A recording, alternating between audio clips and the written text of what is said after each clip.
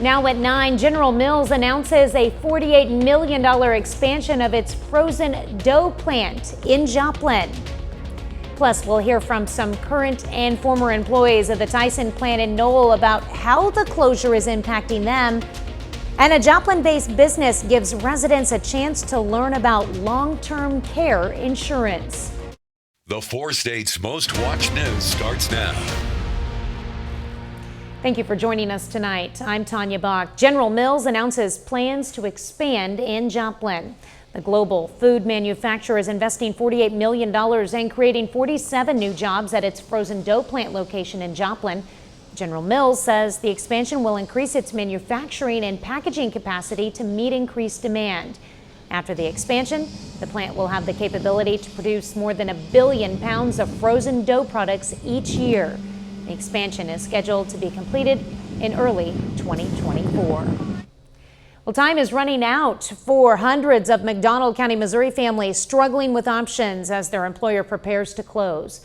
More than 1,500 workers will lose their jobs when the Knoll, Missouri Tyson plant closes in less than 2 months. KOAM's Fernanda Silva spoke to 2 current and former workers who shared their emotions and concerns. Jimmy's Harper's family is one of the many impacted by the closure of the Tyson's plant in Knoll. She will be affected not only emotionally. A lot of them are like family. I'm going to miss a lot of them. But also financially. I've been struggling ever since. My son's the only one working right now, and I can tell you it's been very stressful on all 3 of us. After working in the plant for almost 3 years, she decided to quit only a day after the closure announcement. I want to leave on my own terms. I don't want to leave with Tyson basically pushing me out the door. I want to remember everything the way it was. David Handy is another Tyson worker impacted by the plant closure. In his household, not only does he work for Tyson, but his wife and son do as well. He remembers how it was arriving home after the day they learned their life was changing. It was shocking. It was definitely a lot of fear, a lot of anxiety, a lot of decisions were instantly put in front of us that we had to make, life-changing. According to the former and current Tyson's employees that we spoke to, the company is offering $1,000 for those who choose to continue working at the plant until its closure in October. David and his family decided to stay until the very last day, but not for the reason. I love Tyson's. I love working there. I love the people. I mean, I built a home there. You know, it's no other place like it in the world to work. The people there are amazing. However, he understands those who choose to leave earlier. That's 1,500 people that are going to be looking for jobs, so they jumped the gun and went out and got jobs right away. John Newby, president and CEO of the McDonald County Chamber, is optimistic about the future of those leaving Tyson. If they're patient, they play their cards right, and they'll find something that's comparable to what they make. And so our hope is that we can help them do that. Looking for what the future has in store, David and Jamie certainly hope the Chamber of Commerce's predictions are right. Fernanda Silva, KOAM News. The former and current employees also say the company is bringing in other Tyson facilities to talk to them and get the workers relocated. To support these and other families who are looking for jobs, the McDonald County Chamber of Commerce is organizing another career fair. This one will happen on September 28th. Well, we finally got some cooler temperatures outside, and Chief Meteorologist Doug Hetty joins us with a first look at the weather. Yeah, not a bad day for us today. Temperatures upper 80s to near 90 degrees, actually a little bit above where we should be for this time of the year, but still way better than what we've had over the past couple weeks. Record 103 set back in 2000. Most of us now mid to upper 70s to lower 80s once you get into our western counties. But as we go through the overnight hours, we drop back through the 70s, 60s, eventually down to about 62 later on tonight, right back to 76 by 10 o'clock in the morning. We look fine. Nothing's going on here across the Central Plains. Of course, we are tracking Hurricane Idala, which is spinning right on the west coast of Florida. So you can see the several tornado watches in effect across parts of Florida. So this is going to be a big story over the next 36 hours as it makes landfall tomorrow morning. We'll have more on that and our weather this week here in just a bit. All right, thanks, Doug. A Cherokee County court sentences a Baxter Springs man for a child sex crime. Bradley Shoemaker gets a little more than 16 years in prison for unlawful sexual acts with a child under the age of 14 during the winter of 2019. The sentence comes after Shoemaker pled guilty to the charge earlier this summer. Shoemaker will remain in the Cherokee County Jail until he is transferred to the Kansas Department of Corrections to begin his prison term. An apartment fire in Coffeyville, Kansas leads to a life flight to Tulsa, Oklahoma. The Coffeyville Fire Department responded to reports of a fire at the Sunrise Apartments yesterday afternoon. While en route, crews were notified that a victim had jumped from a second-story window. Bystanders told firefighters that others were unaccounted for inside the apartment. During a room search, responders rescued a female from a bedroom. The two victims were treated at the scene and then flown to Tulsa, Oklahoma for a higher level of care. Both victims are listed in critical condition. A Joplin-based company today held a discussion about long-term insurance at the Joplin Senior Center. The owner of Staggs Financial Services, Stephanie Staggs, explained the importance of long-term care and understanding the policies. Long-term care covers daily activities such as bathing, mobility, and more. Many people assume long-term care is included in their life insurance, but that's not always the case. Not understanding insurance policies could lead to more problems. They thought they had long-term care. They paid $50,000 for policies over the past 5 years. And again, $50,000, it was supposed to be only a $250,000 death benefit, which it really isn't much in the world of life insurance, but it was supposed to have long-term care, and it was a whole life policy. Well, the accumulated value was zero. So again, they paid $50,000 for something that on paper was worth $0. The Stag says it's best to review policies to make sure you're getting what you're paying for. Well, coming up, how AI technology is helping stroke survivors communicate.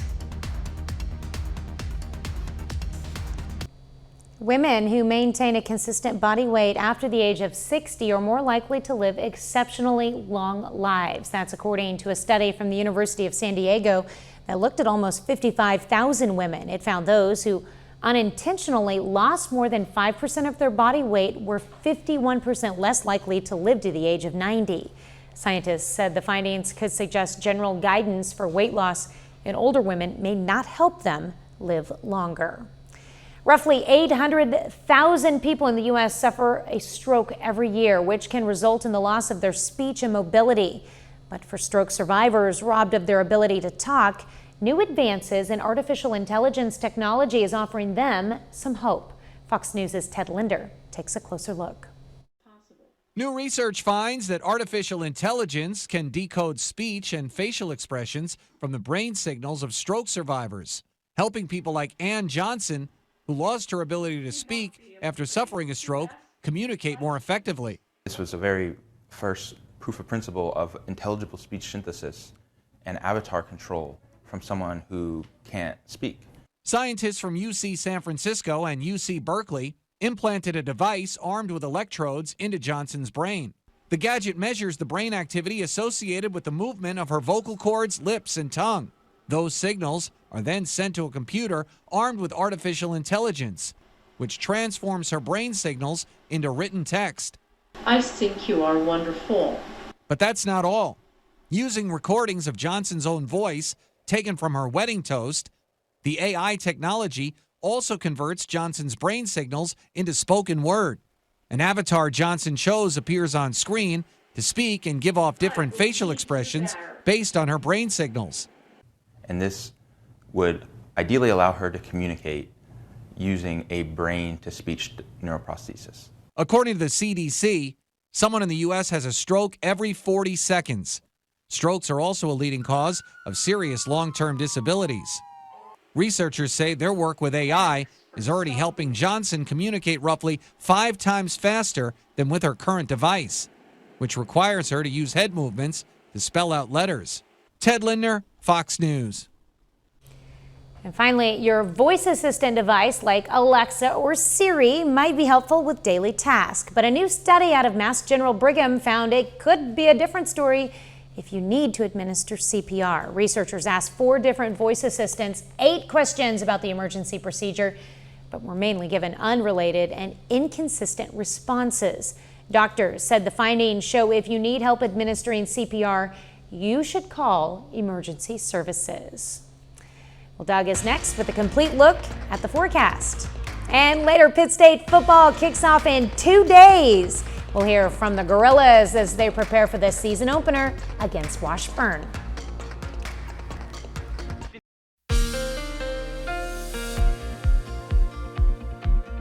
Well, it turned out to be a nice Tuesday for us today. Temperatures upper 80s to near 90 degrees, which is way better than what we've seen over the past couple weeks, but still kind of hot out there. At least the humidity not too bad. Nice shot. Indigo Sky Casino and Resort, of course, Indigo, just outside of Seneca, Missouri.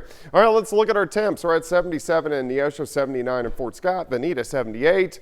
We still have 80 in Neodesha, but at least our humidity is not that bad. Look at our dew points, low to mid 60s. They were in the lower 80s last week, which is off the scale, but we were kind of sitting in that not bad to sticky range, and that's where we're going to sit over the next couple days. Outside, currently sitting at 78, humidity at 60%, northerly winds at about 5 to 10. As we go through the night, eventually we'll drop back lower 60s. 7 a.m., 64, back to 76 by 10 a.m. But we look fine. Not too much is going on here. Clear skies across the region. That's what we're going to see as we go through the overnight hours tonight. Dropping south, here's Hurricane Idalia, which is now spinning just about due west of Tampa. But you can see over the past couple hours, the eye wall has intensified, showing us this hurricane is strengthening. Sustained winds at 110, Category 2, which is going to track north through the overnight hours, continue to strengthen into a Category 3, and should make landfall 7, 8 o'clock in the morning in between Tallahassee and Gainesville, Florida, and then continue to track into southern Georgia. Of course, on land, we'll start the weekend, and then eventually back out to sea by the time we get into Thursday. So that's going to cause some issues for the southeastern parts of the U.S. Back here at home, we have a northerly flow, so that's why it's a little bit cooler. But as we head toward the weekend, the holiday weekend, a weak upper level low starts to push in. This could give us a few showers on Sunday into Monday, but until then, we stay mainly on the dry side. All right, let's go through time for us tonight. Low to mid 60s, overnight lows to start the day. We should warm into the mid 80s by noon. Most of us upper 80s to near 90, very similar to what we saw today. 89 in Stockton, Neosho, 90 in Miami, 89 in Pittsburgh, a little bit warmer, Chanute, Independence into lower 90s. Tomorrow night, we back down again, near 60 for an overnight low. And once we get into Thursday afternoon, a little bit cooler, still close, highs into the mid to upper 80s, and then our temperatures will slowly trend upward as we go toward the weekend. 64 to start, 82 by noon, high temp, right around 89 degrees. Let's go 86 on Thursday. Overnight low is good, right around 60. Back to 89 Friday, 92 Saturday, 93 on Sunday. Labor Day, 95. And we do inch upward into the mid to upper 90s once again by the time we go into next week, but mainly dry the next few days. We're going to need some rain soon, that's for sure. We already need it. Yeah. I feel like the dew in the morning is giving us a little bit of moisture, but Right. not enough, definitely. That is true. All right, thanks, Doug. Well, Hurricane Idalia is barreling toward Florida's west coast. The storm began pummeling the state with rain and wind today. Fox News correspondent Rebecca Castor has more. With just hours until Hurricane Idalia makes landfall, people on Florida's Gulf Coast filled sandbags, boarded up windows, and headed out of town. This one is far serious than we've had in a century. And so it's really important we leave. Winds picked up and dark clouds began rolling in on Tuesday afternoon. Police in Cedar Key went door to door, urging folks to follow mandatory evacuation orders. Some, though, are choosing to ride out this storm at home. They're doing the 1950 hurricane, which coming just like this one doing, went up the mouth of Swanee River. Forecasters expect Idalia to make landfall as a Category 3 storm. Storm surge as high as 15 feet could make roads and bridges impassable. Thousands of high-water vehicles are ready to conduct rescue missions. But Florida officials warn some crews may not deploy until conditions improve later on Wednesday. We're going to be operating in areas that are without power. These are going to be very, very delicate tactical operations. As Idalia moves north, it's expected to drop several inches of rain on the Carolinas and Georgia. Officials there say it's a situation they prepare for all year. So it's a perpetual state of readiness of making sure that we're able to be nimble and quick and that we're able to respond quickly, but more importantly, that our residents are prepared. Meanwhile, emergency officials say thousands of utility workers are on standby to help restore power. In Bel Air, Florida, Rebecca Castor, Fox News. Coming up, lowering the price of medications. If you are one of the millions of Americans who get medication through Medicare, the Biden administration is pushing for you to save money at the pharmacy. I'm Mike Emanuel in Washington, and I'll explain coming. Well, the number of available jobs in the United States dropped for the third consecutive month. According to the Bureau of Labor Statistics, it's below 9 million for the first time since early 2021. Job openings fell to 8.8 million from 9.1 million in June. The Federal Reserve has actually been hoping for more slack in the labor market.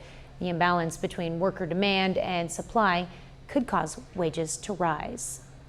About 44 million Americans with student debt must soon start repaying their loans. Interest will start accruing on education loans on Friday, with payments set to resume in October. The change could impose a financial strain on many households after a 3.5-year hiatus during the COVID-19 pandemic.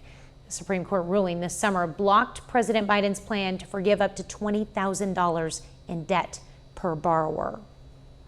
The Biden administration is releasing a list of 10 drugs for which they will be negotiating the prices directly with manufacturers. It's a move to reduce the cost of medications taken by some 8 million people, according to the administration. This effort is expected to be met with challenges before seniors see a price reduction. Fox News correspondent Mike Emanuel has more from Washington. Every month, the treatment I need to stay alive costs $16,000. Delivering on a campaign promise, President Biden is making moves to reduce the cost of medication for senior Americans, announcing his administration's plan to lower the cost of 10 drugs, including widely used diabetes and heart disease treatments. Instead of using all your energy to fight the disease, you're fighting insurance or drug companies for medicines that literally keep you alive. Medicare patients taking the prescriptions on the list spent more than $3 billion in out-of-pocket costs last year. This effort will allow the government to negotiate the lowest maximum fair price for the 10 drugs, which are among the most costly to the Medicare program. An additional 15 drugs will be selected for negotiation each of the next 2 years, and then 20 drugs a year going forward. But consumers should not expect to see savings anytime soon, with the push for price reduction expected to be met with criticism from Republican lawmakers and lawsuits from drug makers. The CEO of Pharmaceutical Research and Manufacturers of America is saying in a statement, quote, "Giving a single government agency the power to arbitrarily set the price of medicines with little accountability, oversight, or input from patients and their doctors will have significant negative consequences long after this administration is gone. Patients who use these drugs will have to be patient. Price changes won't take effect until at least 2026. In Washington, Mike Emanuel, Fox News. Up next, we'll meet the pup who's been named the TSA's cutest canine of the year. She may be cute, but you don't want her stopping you at the airport. Meet Dinah. She's a 3-year-old German short-haired pointer who's a passenger screening canine at Harry Reid International Airport in Las Vegas. Dinah is the winner of the TSA's 2023 Cutest Canine Contest. Last week, the TSA held a social media contest where the public had the opportunity to vote for the agency's cutest canine from 4 agency finalists. As the winner, Dinah will be featured on the front cover of the TSA's 2024 Canine Calendar, which will be released later this year. She's a good girl. 30 more minutes of news, weather, and sports coming your way. We'll hear from a Fort Scott woman who's about to get a birthday cake with 105 candles. Plus, construction begins with a bang on a top golf-style business coming to Webb City. Well, a century is a long time to be alive, and for a lady in Fort Scott, she's got that beat by almost 5 years. KOAM's Anthony Saviello has her story. In the year 1918, the First World War ended, the Spanish flu began, and Miss Hattie Faye Cohen was born. On September 3rd, Hattie, who goes by her middle name, Faye, will be turning 105 years old. For being over a century, she still gets around almost entirely on her own. But what's the secret to living such a long life? Well, I don't know. Maybe it's where I've lived. I've lived in the country, and everybody I knew, we was all friends. Never had any children. Never had any children? No. But you've always had friends around you? I think so. Hope so. Simple country living and surrounding herself with friends. Sounds like Miss Faye has it all figured out. I lived on a farm, and so there was always something to do. Faye is only one of 9 children born just north of Fort Scott in Mapleton, and one of only 2 still alive. Ruby. That's my brother back here. And in her room, only a few photos can be found. Nonetheless, they carry a lifetime of stories. We'll observe their wedding anniversary the 14th. Floyd Cowan and Faye Burlhart. But we aren't the only ones who have given Miss Faye some attention. That black handbag is where she keeps all of her treasures. One of them, a newspaper article, and a picture of Faye with the exact same handbag. Going to 110, is that the goal? Well, if I can make it. If you can, all right. Well, Faye, I'll see you on that 110th birthday. Reporting in Fort Scott, Anthony Saviello, KOAM News. Happy birthday, Faye. The family will be celebrating Miss Faye's birthday this Saturday. A new golf driving range is in the works in Webb City. Tee Time held a tee-off as a groundbreaking ceremony. That's fitting. The owners of Tee Time, Jonathan Johnson and Kellen Grantham, are locals that want to help build their community. And Tee Time is planned to have a 215-yard driving range, pickleball courts, and a full bar.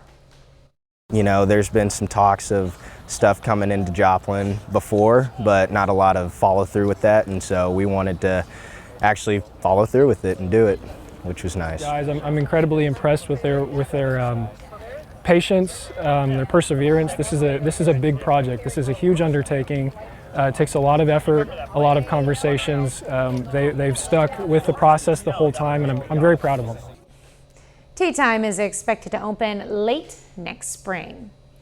The Newton County Health Department joins a growing number of Missouri breastfeeding-friendly work sites. The Missouri Breastfeeding-Friendly Work Site program is a collaboration between the Missouri Department of Health and Senior Services and the Missouri Breastfeeding Coalition. They say employers that provide lactation support services report higher employee retention, lower absenteeism, higher morale, greater productivity, and reduced healthcare cost. A bit later, Meta says it's uncovered and removed one of the largest disinformation operations coming out of China.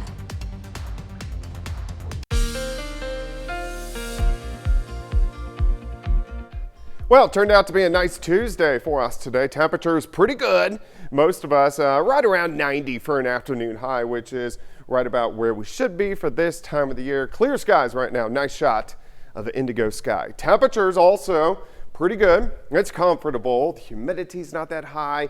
Most of us mid to upper 70s across the board. And it looks like we're going to have a pretty comfortable night. And look at our dew points. So last week we had dew points into lower 80s. Of course, we had heat indices about 125 early last week. So lower 80s is off the scale. We're kind of sitting in that not bad, a little bit sticky range. That's where we're going to sit over the next couple days. Let's go outside. 78.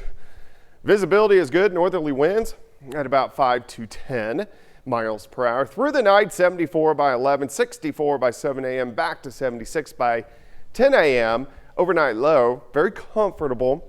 right around 62 degrees. We have clear skies. There's not much going on here. Just a weak little wave has kind of dropped through. But of course, we're tracking Hurricane Idala, which is now tracking north. But look at the eye wall that has kind of appeared over the past couple hours. So that shows us this hurricane is strengthening as it's out across the warm waters of the Gulf of Mexico. And this is going to make landfall. It's moving pretty quickly, moving north almost 20 miles per hour, sustained winds 110 miles per hour. So let's track it through the night, gets near shore, so you have the outer bands, the storm surge on the west side of Florida, should make landfall 7, 8, 9 a.m. in the morning. And then it weakens, of course, as it's overland, tracks into parts of Georgia, and then eventually back out to sea by the time we head into Thursday. But it's going to cause some issues for all the folks in the southeastern parts of the U.S. For us, we have a little upper level wave that's going to slide north toward us as we head into the weekend. That's really all that's going on. But eventually, by Sunday into Labor Day itself, as it slowly passes by, we could get a few random showers. Besides that, we are mainly dry as we go through the next several days. All right, tonight, low to mid 60s to start. As we warm through the morning, we'll stop at the noon hour, 85, Lamar, 87 in Miami. Most of us near 90, 88 to 90 degrees, 89 in Neosho, 88 in Nevada, Fort Scott, up to about 90. Tomorrow night looks good. We drop back lower 60s once again. And then on Thursday, maybe a smidge cooler, high temps, 86 to about 87 degrees. Day planner for you tomorrow, 64 to start, 82 by noon. High temp up to 89, 86 on Thursday, 89 on Friday. 90s do roll in for the holiday weekend. Not super hot, but getting a little bit hotter as we go into Labor Day weekend, which is the unofficial end of summer already. Kind of crazy. And that means temperatures should start to go down, Doug. But it's still technically summer. I know, but at least maybe some rain chances. Yeah. That'd be nice. All right, thanks, Doug. To be the first to see breaking news, weather, and sports, you can download the KOAM News app. It's available free of charge in the Apple App Store and the Google Play Store. Just search for the KOAM News app. Coming up in sports, Joplin High School softball squares off with McDonald County. Plus, Pitt State football talks to the media ahead of its season opening game with Washburn. John Dales has those stories and more up next.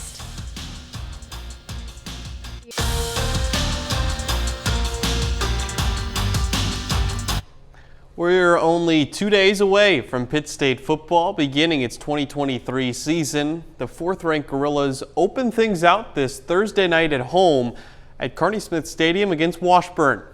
Now, expectations are always high when you're coming off an undefeated season in 2022. The PSU players and coaches say they know there's a big target on their backs, but the Gorillas also say they feel like they've stepped their game up over the offseason. We've had a lot of guys here this summer, and that wasn't always the case the past few summers, but I think just having the guys there together every single morning, going through conditioning, going through lifting, it's really good to see the growth and the team kind of come together, and it's been showing. We've built a lot of depth at the O-line, and so that's been a positive. We've had some other guys step up at wide receiver. To me, that's been a real positive. Our defense on the defensive side, you know, our secondary continues to look really good and perform at a high level, as do those linebackers that are all veteran players coming back. And in professional football, today is the 53-man roster deadline in the NFL. So the Chiefs, they've had to cut or release more than a third of the 90 players that played for them in the preseason. A couple interesting moves to note. One of them being Justin Ross, undrafted wide receiver who missed all of last season, a considerable portion of the year before too with a foot injury. Well, he makes the roster, and it's the first time under Andy Reid that KC has rostered 7 wide receivers to begin things. Chris Jones, not listed on the 53-man, but still under contract with the Chiefs. And then Blaine Gabbert makes the team as the only QB not named Patrick Mahomes. So that means the Chiefs cut ties with Shane Buechele. High school softball in the area continues today. We got a lot of scores to get to. We'll start things out with Joplin taking a trip to McDonald County after winning 14-4 over Kickapoo yesterday. This evening, though, the Eagles are the ones that lose by double digits. McDonald County wins 14-4 in just 5 innings. Ends early because of the 10-run deficit. Carly Cooper has a monster game for the Mustangs. She hits a triple, a home run, and gets 4 RBIs on 3 hits. The win brings McDonald County up to 2-2 on the young season. Nevada looking like possibly the best team in the area just this first week. Tigers shut Cassville out 14-0. Nevada opened the season with a loss to Summit Christian, the first game of the tournament out there in Morrisville. In the 5 games since then, its opponents have scored a combined total of just 2 runs. Those have all been Tiger wins. Now over in Seneca, Carthage comes away with a road win, 9-5. They actually were trailing until the 4th. Then Carthage scores 3 in the 5th, 6 more in the top of the 7th. Addison Wallace gets the complete game win with 8 strikeouts. Seneca and Carthage both play next in Joplin's tournament this weekend. Then over to Oklahoma to finish things out. Miami, another winner by Mercy Rule. War Dogs take down Hilldale 13-3 in just 5 innings. This game was pretty close for the first couple innings. Miami scores the first 2 runs. Hilldale responds, but the War Dogs put it away with a 6-run third innings. War Dogs' next opponent is Jay. That's on Thursday. Early in the year when teams are kind of figuring out who they are, I feel like you see a lot more kind of blowout wins like that. That's what I was going to say. Not very many of those games were close. Yeah. Yeah, I think it's just a case of teams kind of figuring out who they are early in the year. Haven't had too many practices yet. And especially with softball, they're playing all the time. They're playing 3 or 4 times a week. Yeah, that's a lot of softball. Yeah. I'm excited for Pitt State's first game, though. That'll be fun. Yeah, it will be. All right. We're back with more news after this. Meta announces new efforts to fight disinformation campaigns coming from China and Russia. Fox News Chief National Security Correspondent Jennifer Griffin has details from the Pentagon. Facebook parent company Meta says it's uncovered one of the largest known disinformation operations from China, designed to whitewash Beijing's human rights record, and another large disinformation campaign from Russia to turn Americans and Europeans against Ukraine. According to Meta, for the first time ever, the company was able to attribute the massive Chinese disinformation campaign to individuals associated with Chinese law enforcement.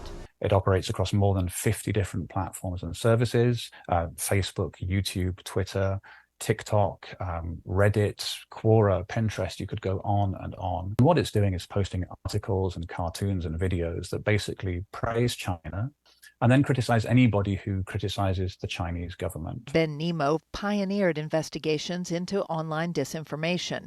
6 years ago, he was declared dead by 13,000 Russian Twitter bots because he exposed American extremist groups using social media to spread pro-Kremlin messages opposing Ukraine. It was a crude way, I think, of trying to intimidate us and to scare us off. This new Chinese influence campaign was uncovered in part because the Chinese hackers made so many mistakes. It would run an article in Chinese, but it would slip up and give it an English headline. The Russian disinformation campaign, known as Doppelganger, involves Russian websites mimicking major news outlets and inserting phony articles as propaganda, like this Washington Post website with a fake interview with President Zelensky of Ukraine, in which he admits to being a CIA puppet. Fox News was also targeted with a spoof on July 4th, saying Zelensky is stepping on democracy. The actual Fox website featured an article by the same author on the same day about a missing Minnesota mom. Meta says it has taken down 7,704 Chinese Facebook accounts as part of this campaign dubbed Spamouflage. It's disrupted 200 covert influence operations recently, but says this is the largest to date. At the Pentagon, Jennifer Griffin, Fox News. Well, Justice Department, in partnership with several other countries, has announced the takedown of a notorious bot network known as QuakeBot that was being used by cyber criminals. Federal investigators say QuakeBot malware involved more than 700,000 computers worldwide using phishing tactics. Officials say the scheme resulted in $58 million in losses for businesses and government entities in the last 18 months alone. We seized through this operation almost $9 million in cryptocurrency by the cyber criminals, and that money now can be returned to victims of some of these cyber attacks. Stopping cybercrime is a matter of national security. Authorities say they're working to remove the malware from victims' computers and are setting up a mechanism for victims to recover funds. That's good news. Well, coming up, a Wichita woman lost her beloved cat a decade ago, but now she has a chance to get him back. I'll tell you the miraculous story. Cat owner in Wichita got the surprise of her life the other day. She received an email from a veterinarian in North Carolina telling her that her beloved feline, missing nearly a decade, was found. The cat owner is now trying to reunite with her precious pet. Lane Alter has more. Carol Holmes spent August 19th thinking of her father, Bob. That day would have been his 94th birthday. And that day, she got an email about another Bob she was missing. Well, it was surreal. It really was. I was just so stunned. You see, this Bob was Carol's missing cat, named after her beloved father. Bob the cat disappeared from Wichita 10 years ago and resurfaced in North Carolina.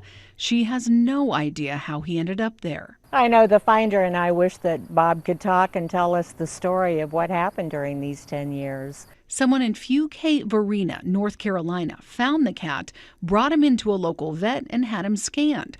That's when Carol got notice, all the way in Wichita. But it's very unusual to find a cat after they've been gone nearly a decade. Carol is thrilled Bob has been found and is now working with a volunteer group to get Bob back to Kansas because, of course, there's no place like home. Aw, she said the group told her Bob could be back as soon as September, but first Carol needs to raise the money to have him fully vetted and get an interstate travel certificate. And Carol has set up a GoFundMe page to raise money for Bob's return. Sweet story. That's our time for tonight. Thanks for joining us. We leave you with video of puffins in Maine. Have a great night and an even better tomorrow.